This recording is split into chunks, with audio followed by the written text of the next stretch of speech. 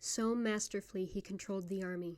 They left the ships and huts again and rushed back to the meeting place, just as when waves of loud reverberating water crash onto the longshore and the deep sea rumbles. The men sat down, submissive on their benches. Only foul-mouthed Thersites argued back. This man knew how to blather on for hours with pointless and irrelevant complaints against the rulers. Anything he thought might raise a laugh among the other Greeks. He was the ugliest man who marched on Troy. One of his legs was weak, the other twisted. His shoulders hunched across his chest. His head was pointy and his sprouts of hair were sparse. Achilles and Odysseus especially loathed him, because he always scolded them. But now his piercing voice shot sharp reproofs at glorious Agamemnon, and the Greeks blamed him inside their hearts. They were enraged. Thersites yelled and cursed at Agamemnon. "You, son of Atreus, what do you need? What is your grievance? You already have huts full of bronze and full of hand-picked women whom we Greek warriors assign to you. You get first choice whenever we take towns. Do you need yet more gold? Some Trojan horse lord will bring it out of Troy to free his son, captured by me or by some other Greek, and brought to you? Or do you need a woman, a young one to have sex with and to keep all for yourself? It is not right for you, a leader, to involve the Greeks in ruin. Sweethearts, you are a terrible disgrace. Greek girls, not men. Now let us sail back home with all the ships and leave this man behind. Let him consume his winnings here at Troy, so he can see if we helped him or not. Just now he brought dishonor to Achilles, who is a better man than him by far. He took his trophy from him and has kept it. No anger lurks inside Achilles' heart. He lets things go. If he were more persistent, this would have been the last time, Agamemnon, you would have treated someone so badly."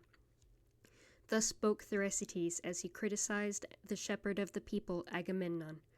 Quickly, Odysseus stepped in and scowled and scolded him. "You blabbermouth, Thersites, you are quite marvelous at public speaking, but now shut up. You must not pick a quarrel alone against the rulers of the army. You are the very worst, in my opinion, of all the mortal men who came to Troy with Agamemnon, son of Atreus. Your mouth should never speak the names of rulers. You must not level insults at your betters or look around for chances to get home.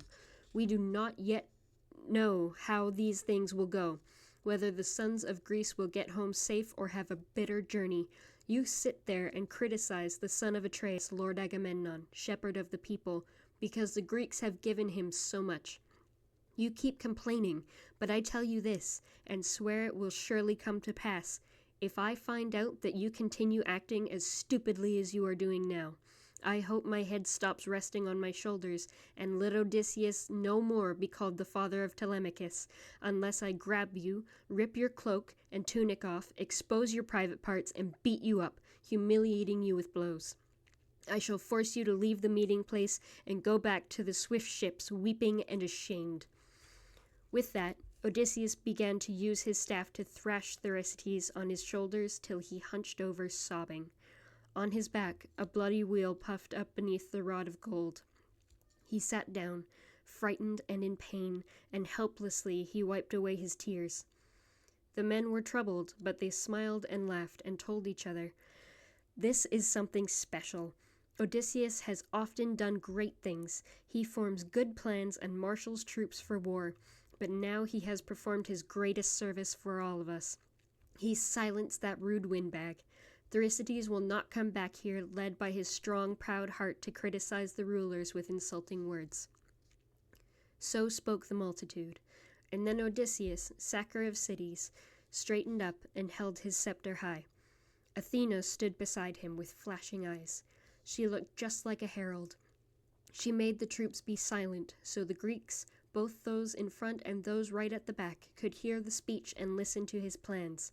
He spoke among the people with good will and said, "My lord, great son of Atreus, the Greeks now want you to experience the worst disgrace of any man on earth.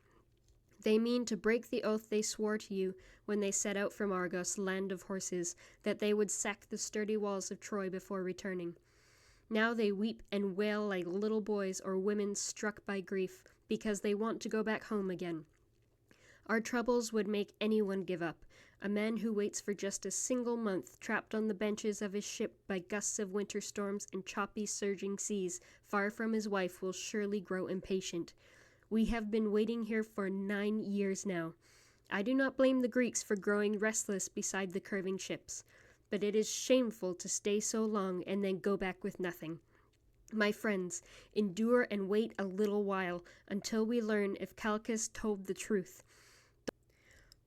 Those of you not yet carried off by death are witness that lately, when Greek ships gathered at Alis to bring pain to Priam, and to those Trojans we were sacrificing a perfect hecatomb for the immortals beside the holy altars, underneath a lovely plane tree by a dazzling spring, the water sprouting from the tree. Then came a miracle. A red-backed snake, a horror sent to the sunlight by Olympian Zeus, slipped slithering from underneath the altar towards the tree. The sparrow chicks were huddled upon the highest branch beneath the leaves. There were 8 chicks. The mother was the 9th. He ate the chicks, still piteously chirping.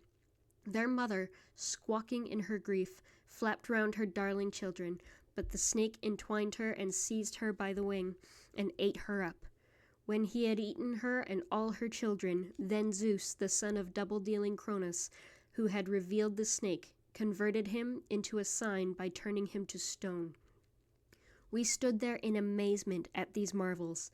The sparrows and the snake had interrupted the holy hecatomb, and right away Calchas the seer spoke up.